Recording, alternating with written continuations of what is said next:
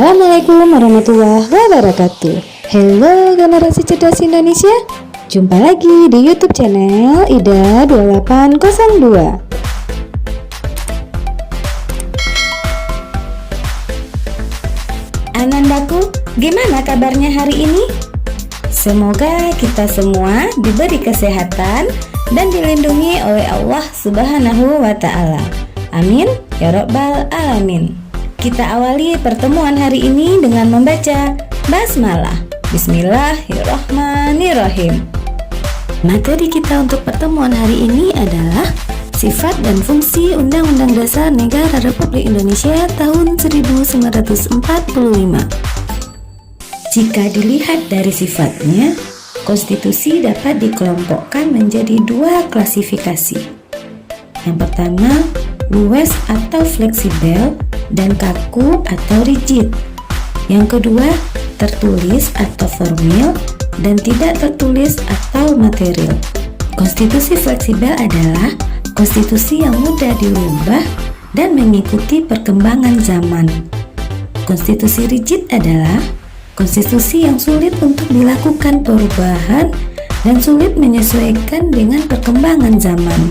Konstitusi tertulis adalah suatu konstitusi yang dituangkan dalam sebuah dokumen atau beberapa dokumen formal. Sedangkan konstitusi tidak tertulis adalah suatu konstitusi yang tidak dituangkan dalam sebuah dokumen atau beberapa dokumen formal. Contohnya, adat istiadat. Undang-Undang Dasar Negara Republik Indonesia tahun 1945 memiliki sifat. Di antaranya, yang pertama, tertulis. Rumusannya jelas, merupakan suatu hukum yang mengikat pemerintah sebagai penyelenggara negara maupun mengikat bagi setiap warga negara. Yang kedua, singkat dan supel.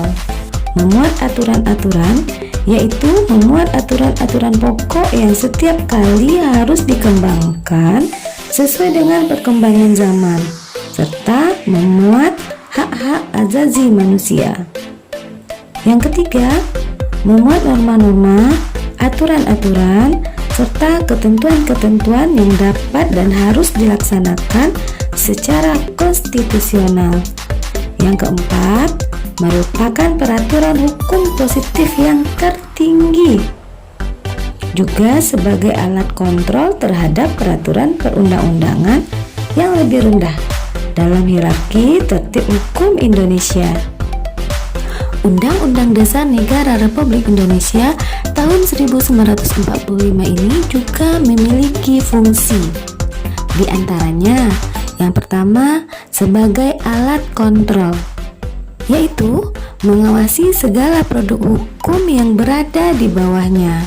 Dalam hal ini, produk hukum yang dibuat oleh penyelenggara negara sesuai atau tidak dengan nilai-nilai yang terkandung dalam Undang-Undang Dasar Negara Republik Indonesia tahun 1945.